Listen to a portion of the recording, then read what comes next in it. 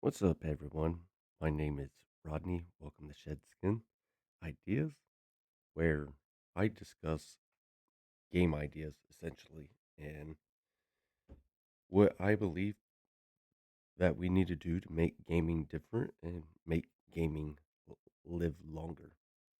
There's lots of talk about how gaming is impacting everyone in ways of like owning the property and even though it's valid, you did pay money, you want to own it.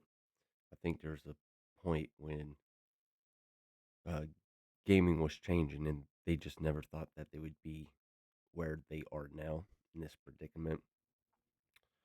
Um, so I do side with the consumers, the gamers, where if they pay for something, they should own it.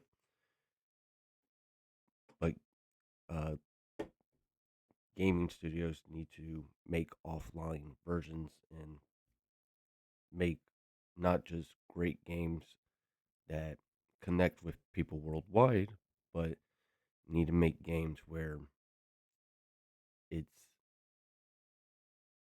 we'll say,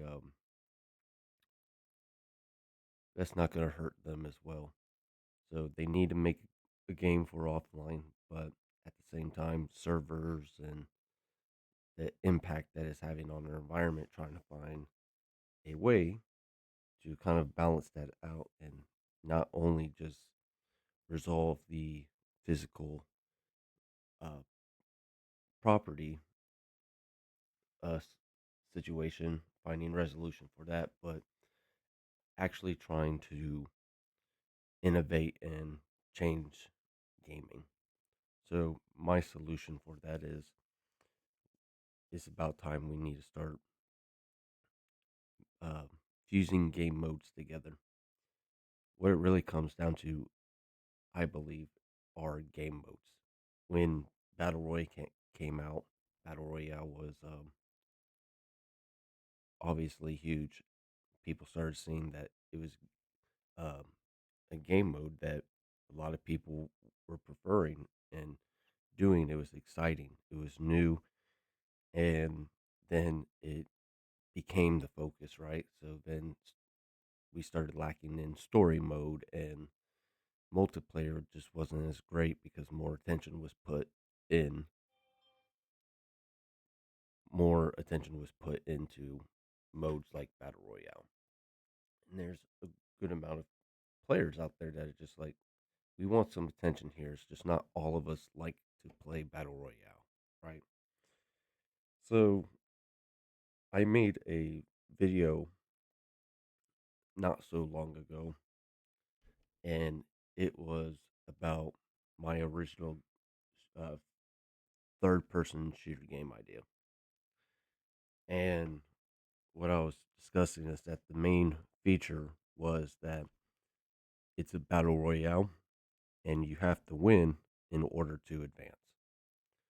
So you would play in 12 different environments, and every time you would beat a battle royale or win, you would unlock a multiplayer map. So if you beat the first one, you have a first multiplayer map, and if you beat five, you have five multiplayer maps, and you can only play maps that you and your friends share.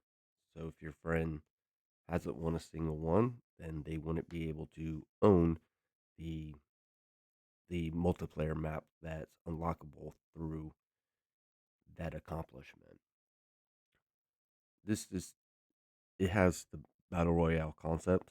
It also has multiplayer, but instead of already having these maps to play in, they're rewards. So we're used to um, making sure that gaming has a reward system that retains people, make them feel, or players that make them feel like they're having a sense of progression, that they're actually playing for something, right? Because players essentially want to enjoy their time, right? And if there's any way that you can make it memorable, then that's a plus. So just simple things like that could really change how gaming is done. I do believe that there has to be a offline version. I don't think the gaming industry really knew ho- about the issues that they were going to have with the servers, why they have to shut certain ones down, how some players just aren't there aren't enough players, and it just be a more um, it would just be a better solution to pretty much terminate the game in its entirely and use the resources for um, advancing in other games because it does take money, and if you're not going to get rid of something, then you have to pay to maintain it. So just the simple thing is making sure that the players have some type of physical property that they can always go back to. If I'm playing a game now and then 20 years later, me and a friend just goes, "Hey, we want to play this that." It's been 20 years and get that feeling that we had of what was kind of like going on in this era or this time when we were playing games. So to kind of bring that back, I mean, just imagine playing Sega, and you're just putting your little cartridges inside. It has a feeling, that nostalgia. So gaming has to have a physical set, so it doesn't have to be crazy. I mean, we're we're advanced in the gaming world. I don't see how it can be an issue making a game that is just as challenging and just as long as certain games were back in the early gaming era, right? So what I do is I kind of just share my ideas on games, and hopefully my ideas within the games that I create has some type of information that is going to be impactful and shape the future of gaming. I'm not a game developer myself. I'm thinking about picking up the, the, s- the skills to do so, learning, and but more just out of like curiosity what it takes. I don't know about the hard work that's actually put in, but one thing I can tell you is if I personally don't know how to do anything, it's hard for me, right? So I'm pretty sure when you're working with a team that takes coordination, planning, and making deadlines, which is also a common theme when it comes to the game development world, that puts a lot of pressure on them as well. So this game right here is called Conquer to be King. And essentially when I was making this game, I was thinking, how can we have a story mode, but at the same time have the online influence and presence to be able to do a story mode with someone you um, like to play games with. So in this game, its main feature is voting. So in politics, we go, do we want to vote on higher taxes or do we want to vote on opening our borders?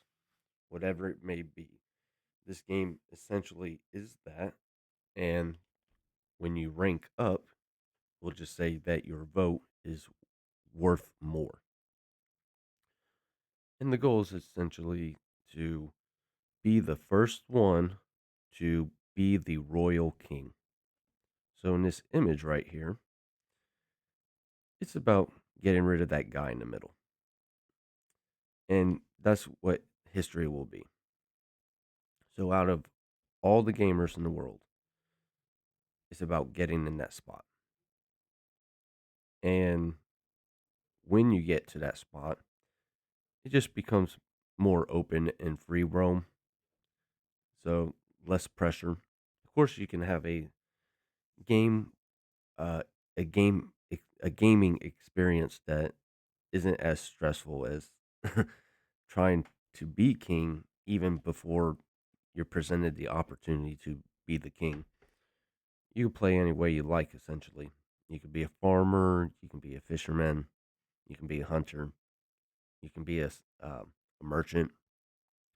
So you really don't have to try to conquer to be king. But in order for, we'll say, the scoreboard of who completed what first, it's whichever player gets in that royal seat. I have a outline of what's going to be talked about in these videos that I'll be discussing within this week. It's a huge project, and the concept of voting that all of us can have some type of impact on the world that we uh, live, but also in the land that we share, and how those kind of decisions can actually make ripples and affect other kingdoms as well. I have this outline, and it's going to be descriptive, um, but it's going to be brief. And I will kind of tease you with what I have in store. I'm still currently working on getting the main details and that will help flush out this idea for you to be able to see. But after going over this PowerPoint, hopefully your imagination gets stimulated, and whenever you watch the next film, that you'll be able to imagine a whole lot more. So conquer. Begin as a commoner, build a life, strengthen a kingdom, change the world. A long term fantasy kingdom simulation where players grow from ordinary citizens into workers, students, guild members, knights, leaders, nobles, royal knights, and possibly rulers. The core vision is not a short RPG, it is a persistent fantasy life simulation built around work, growth, politics, war, relationships, dungeons, and long term power. The goal is for every player to feel like they've lived a unique life inside the kingdom. The player's life journey goes like this: there's creation, early life, work, foundational school, academy, graduation, guild, dungeons, knight certification, war, politics, royal knight, royal kingdom, possible kingship. This is the backbone of the game. The world structure. The world is divided into 9 major regions in a 3 by 3 layout. The center is the royal kingdom. Each region contains kingdoms, villages, roads, wild, wilderness, schools, guild activity, and shared regional dungeons. The kingdom life. Kingdoms are not just background cities. They survive through jobs, resources, trade, taxes, defense, and player contribution. If players neglect the kingdom, the economy weakens. Character creation. So players create appearance.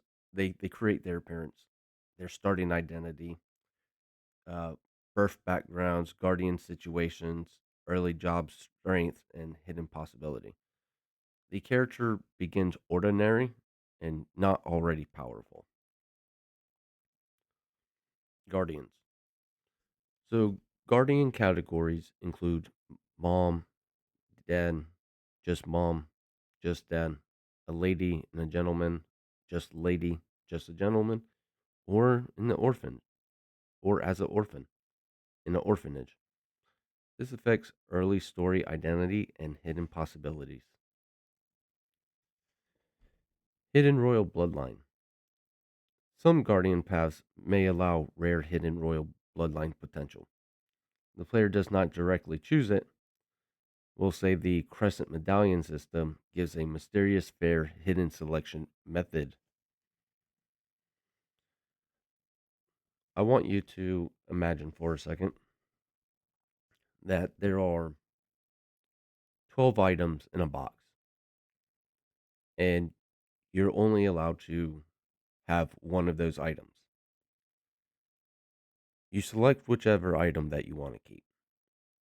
And if that specific item is connected to kingship or royalty, that will be the system in which you would be identified as secret royalty in the game.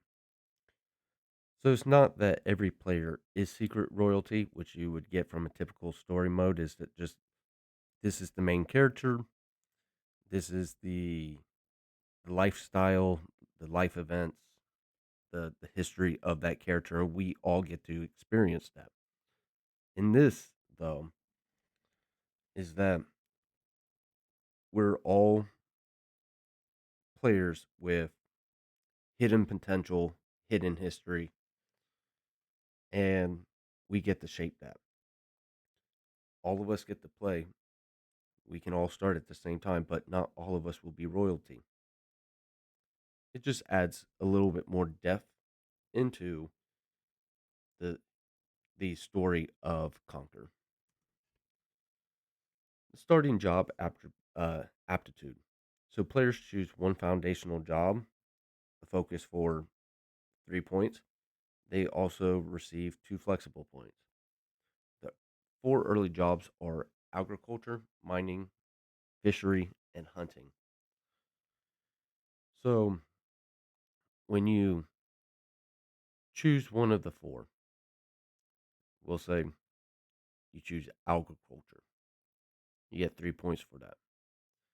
And then you have 2 extra points, which you use for any of those other skills.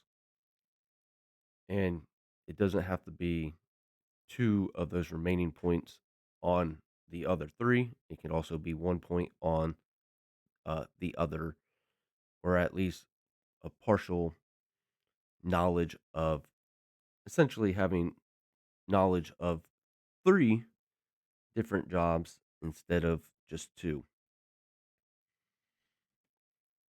So, life before the academy. So, before the academy, players work, explore the kingdom, meet NPCs, earn money, contribute resources, and begin understanding the economy. This gives the player roots before formal education. When I was thinking about how to create a tempo, how what the game actually feels like, is it fast in the beginning? Is it slow?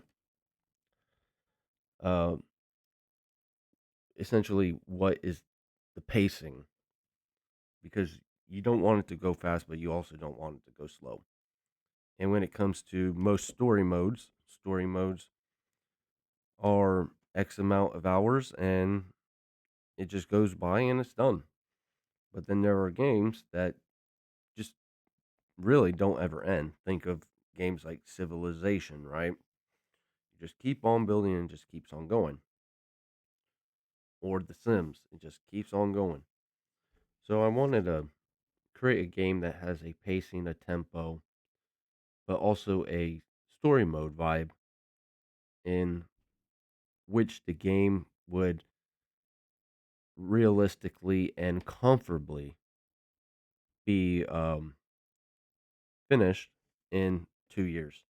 Now, I don't mean 2 years development. I just mean a comfortable long term um, playing experience where instead of several hours a game is completed, that the game actually takes 2 years to complete comfortably. For those who have more time, uh, dedicating time to gaming, you can definitely get ahead of the pack simply just by playing. I also wanted to make sure the game wasn't about grind. I didn't want the game to have that option of pressure. It's as long as you are playing the game, you are you're gaining from it. So you don't have to really crunch the numbers to get ahead of everyone. Just the more time you put in, the more you're going to grow and the more power you're going to have within the game.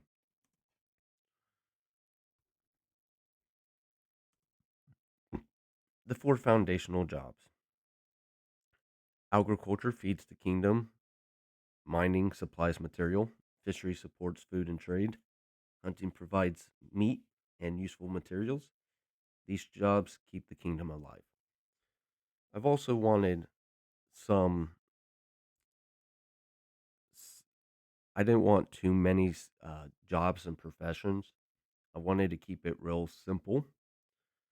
And I believe that these would be the four um, pillars to how the kingdom will function and operate.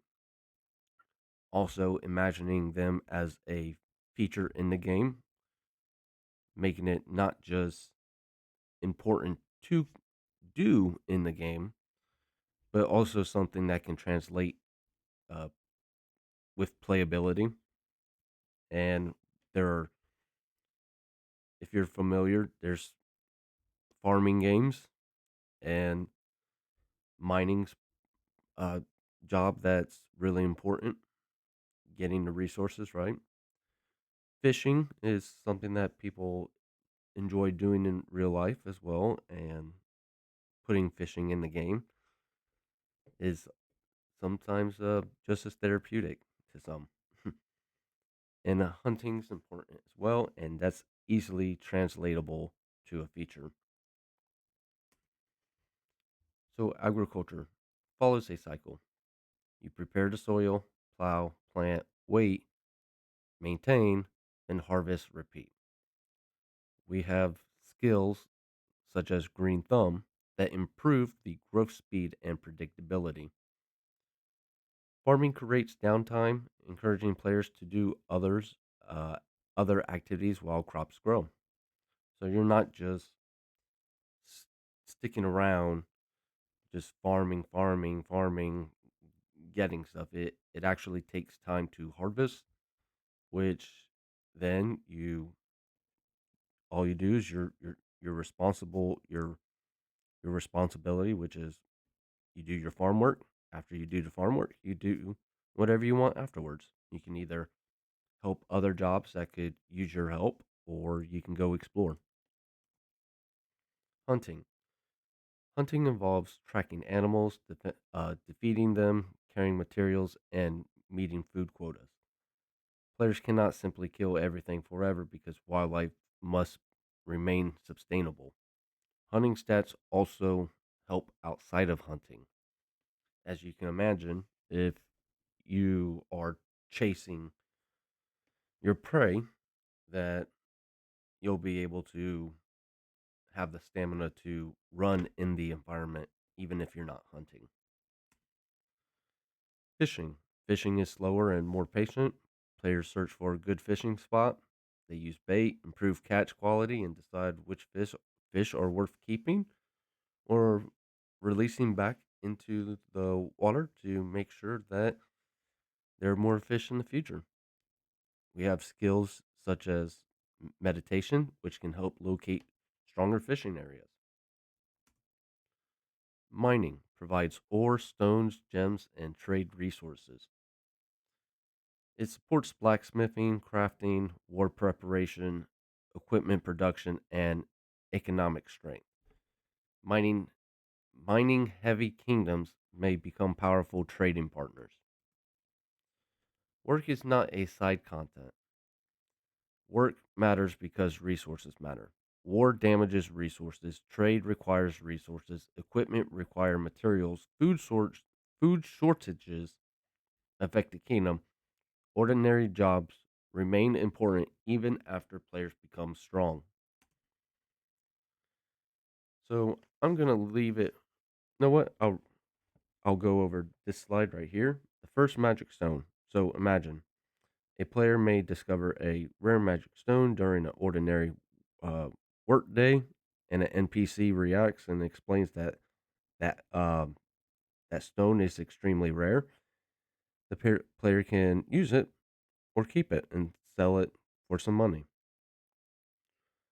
And of course, depending on how well your barter skills are, how aware, how much insight you have, whether a merchant or someone who wants to buy that stone off of you takes advantage of you, you actually get what's actually um, the full value of what it's worth. You could use the stone to power up, have that permanent impact within your stats, or if you're someone who actually wants to build up monetary power or strength, then you may want to take that item and sell it for as much as you can, but just to find out that you actually got paid partially what it's worth because you didn't have the skills to pretty much call out the salesman. So I'm going to leave it there for now.